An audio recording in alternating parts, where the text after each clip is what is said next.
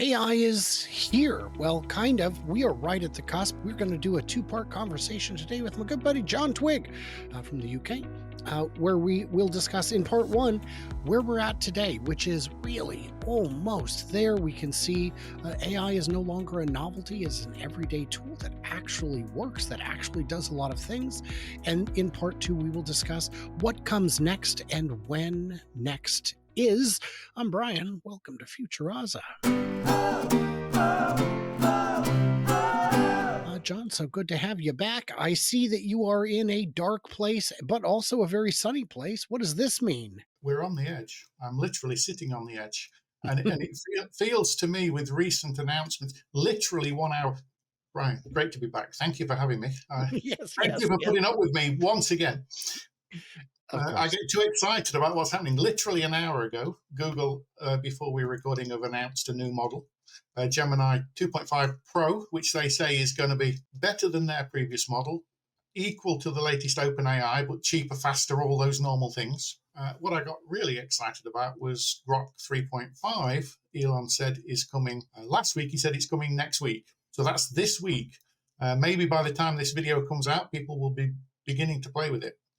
And he said that it's going to be the first model that you can ask it about, for example, rocket science, and have a sensible conversation about things that you can't actually find quotes for out on the data it's been trained on. Because it's like PhD level, it's putting all the bits together and reasoning about that in ways that people do, in a way that models haven't done before. And that got me quite excited that we're right on the edge of perhaps this is an edge of an artificial intelligence breakout or breakthrough. Well, I'll tell you, I know people who've been using AI since day one, people who've leaned on it very heavily. I've seen people who've written part or all of books with it, and the books were terrible. Honestly, just insufferably bad. People ask me all the time if I'm using AI to generate story ideas or do research. And my answer was always no, because the research it would produce was garbage. It was unreliable. I would have to spend more time fact checking it than if I'd have just done the research originally. And I read so much, I've got it all in my head anyway. So every time someone says, no, it's gotten better, I go back and check. And since Grok 3.5, it's actually works. I asked it about sodium batteries. I said, let's see what it thinks. And it said a bunch of things, and some of them I was confident were wrong. So I looked them up and nope, they were right. I was wrong. There are sodium ion batteries that have been put in cars and deployed in China. I did not know that. They'd been out for a year or two. So Grok is now at the point. I had a silly copyright complaint from a company that did not own the material. I got 6 days in a row complaints from this company called AdRev, who has lost tens of millions of dollars in lawsuits in the past for doing this. They go out and copyright strike royalty-free music. They love doing it. It's so much fun. And they don't do copyright strikes. They just do revenue sharing. So they take half your money for something they don't own. And rather than I was on the road. So what am I going to do? Compose my contest letter from speech? No, I'm going to just have Grok do it. And Grok did a fantastic job. And I just used that. Before you get comments, you said 3.5, you meant 3. 3's been out. I meant 3. I meant 3. 3.5 is about to come out. And Thank 3 you. is already, as you say, getting more reliable, more accurate, more fun, all sorts of different things. So 3.5 might be a breakthrough if the rumors are right. So that will lead us towards the second part, which is what's coming in the future. Well, that's the whole second video. We're still talking about where we are today. Have you used a music generator in the past? No, but I'm a software engineer. So the music generators are insane. Yes. And I was in Texas. I was with my buddy Larry, and I asked if he'd seen one. And I think it was Sonu or Suno. I don't remember the name of it. It's one of those two. And I said, just throw at me a bunch of topic ideas, a genre, anything you want the song to be. And we hit generate. And 5 seconds later, I hit play. And he looked at me and said, oh no. It's like, yeah, this is unbelievable. Very and the quality very is getting better. go on. Very close to that. What I have done just a few days ago is had my first go with a video generator. There's Ooh, quite a few video generation tools out there where you can choose an avatar, personality, who you want to be talking. You can give it an idea. It will write a script, maybe a 30-second clip. You can edit it to fine tune it, but it's going, so you can give it some bullet points. It produces no. a script, and then it will give you like 4 scenes, 6 scenes, whatever works, depending what level of. And I use just my free sample, and it produces an emotionally engaging video for your website, marketing, whatever. And they look good.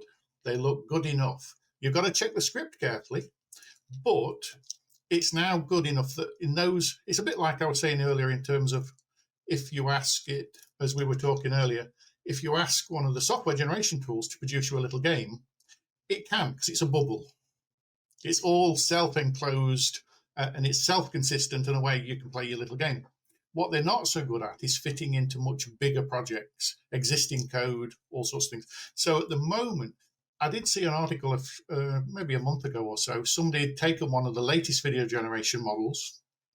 He'd then spent about, I think it was a day or so or two, and this was a professional video guy, editor, etc., and produced a really compelling video that 3 or 4 minutes long with various scenes, all sorts of things. So it can't quite do it all on its own yet, and he did a lot of work, a lot of prompting, a lot of changes, but the results are getting really good. But what he did was generate something that would have manually taken him much longer and cost much more. Weeks, if not months, yes, absolutely. Yes. And then you've got some other big players. What's Google up to? Google have been a surprise in the last month or so or two. People had been saying, a bit like Apple, Apple are even worse. They're saying Apple are picking up other people's stuff rather than writing their own. What are they doing? To some extent, people were saying the same of Google. But a few weeks ago, their latest models arrived, AI Studio, various different things. And suddenly it's like, wow, they're leading with OpenAI again. So their models are getting a lot better. They're getting top of the range with coding, etc.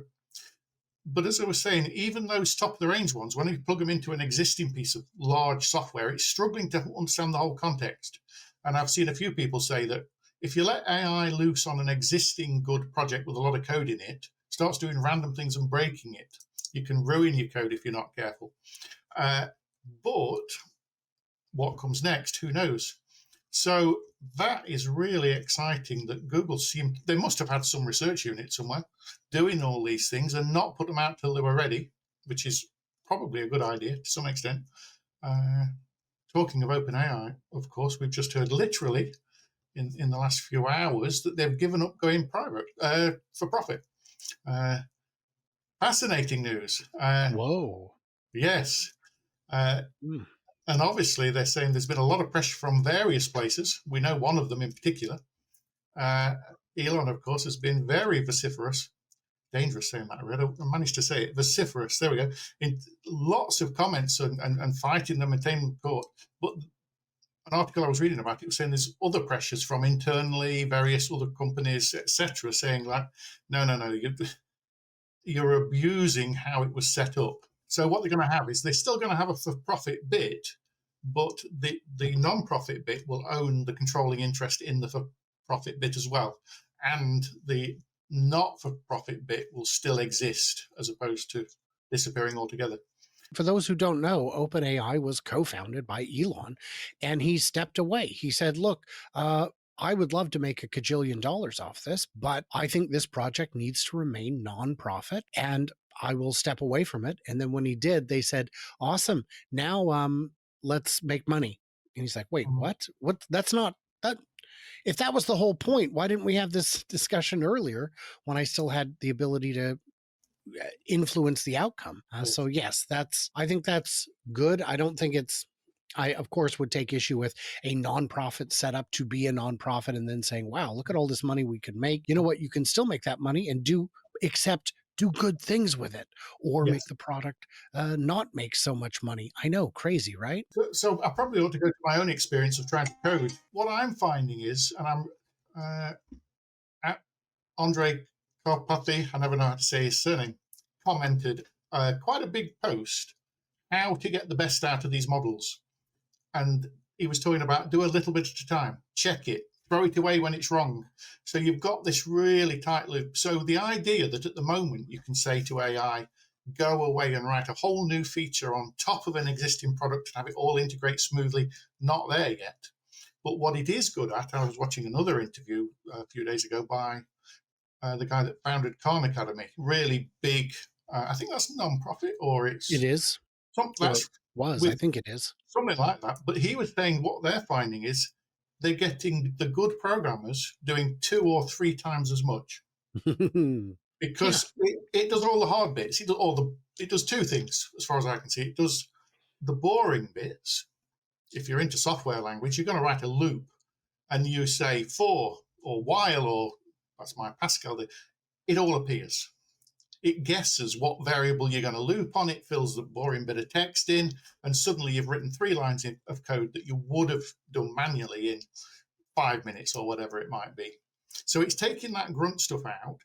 If you're going to integrate with libraries, this really is a bugbear of programmers over the years that when you want to integrate with another system, you've got to go and look up the API. How does it work?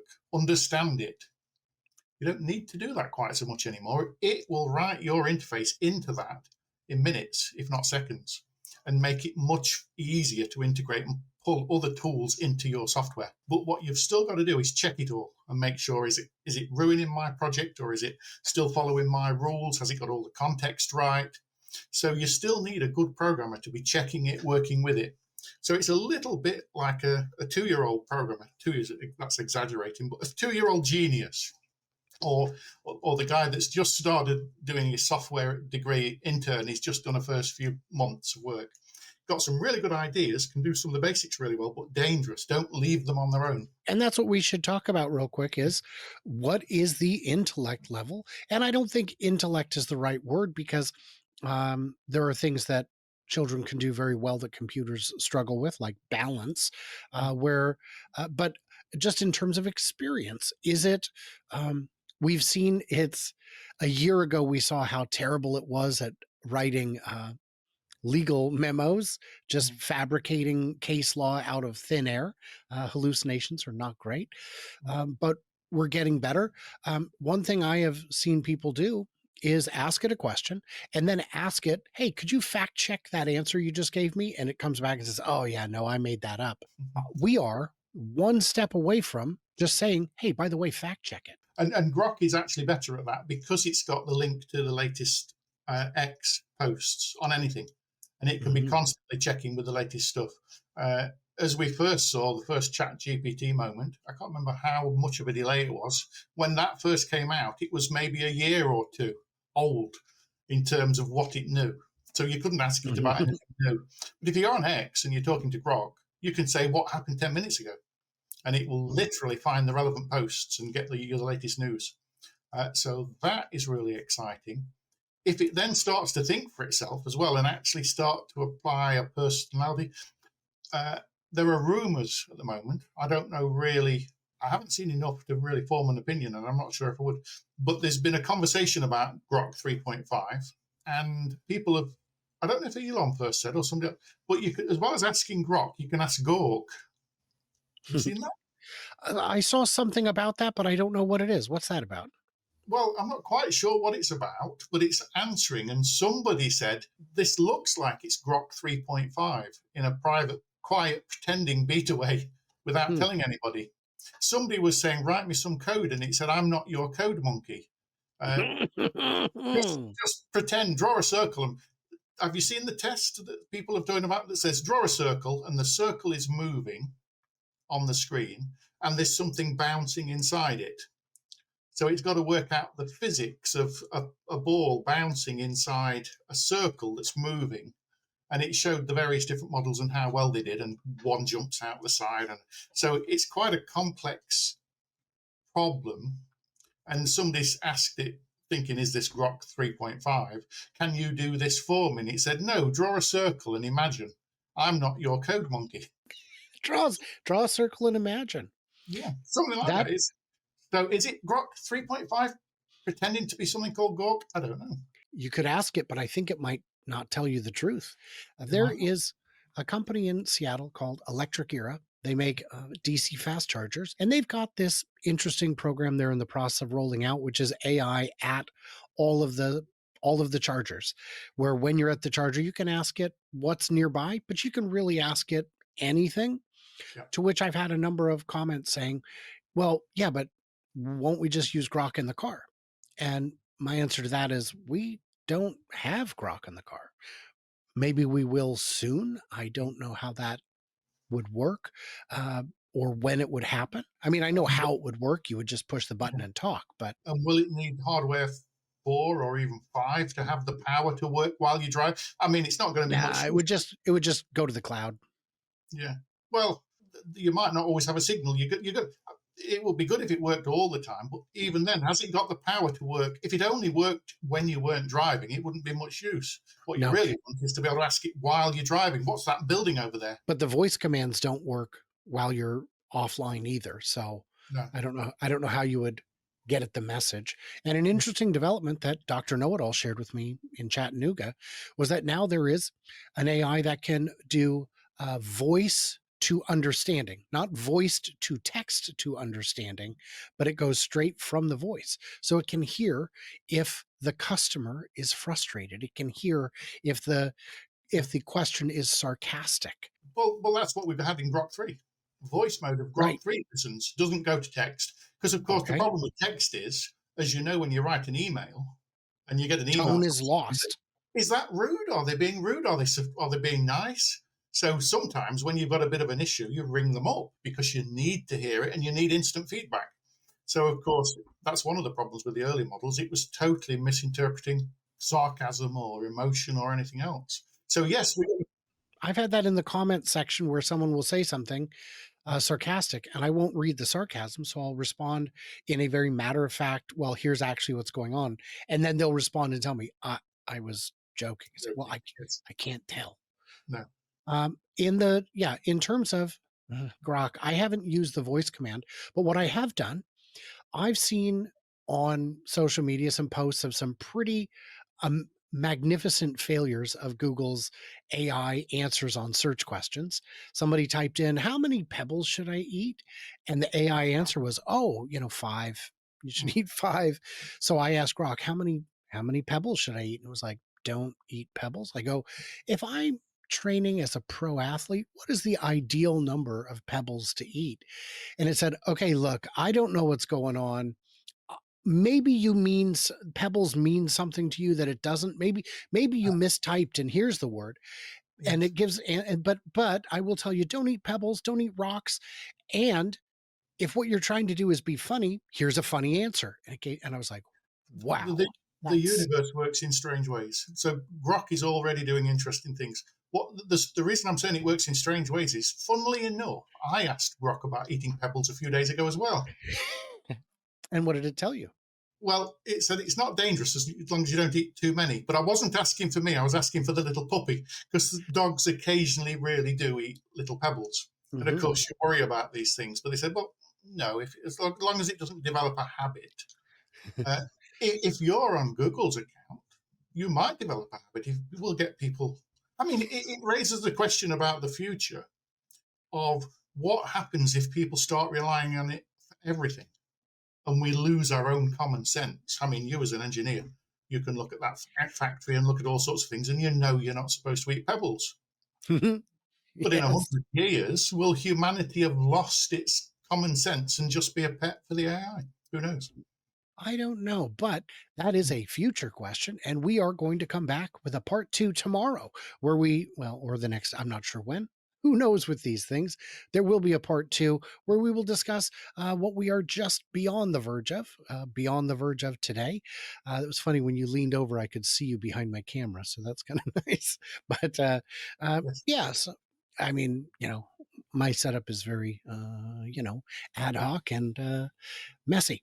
So it's I gotta keep you close to my eye line. So I just drag the window right behind the camera. So guys, in the comments, what did we miss? What do we misunderstand? What are some examples that you have used where AI blew your mind, where it actually surprised you with its capabilities today? the interesting discussion. Hey, double check if you're subscribed, everybody, because I am getting comments once again that YouTube has unsubscribed people. I don't know why that happens, but it does. Maybe they think you're a bot. Maybe you are a bot. Maybe you should stay tuned, stay juicy, and I cannot wait to hear from you, clever robots, on the flippity flop.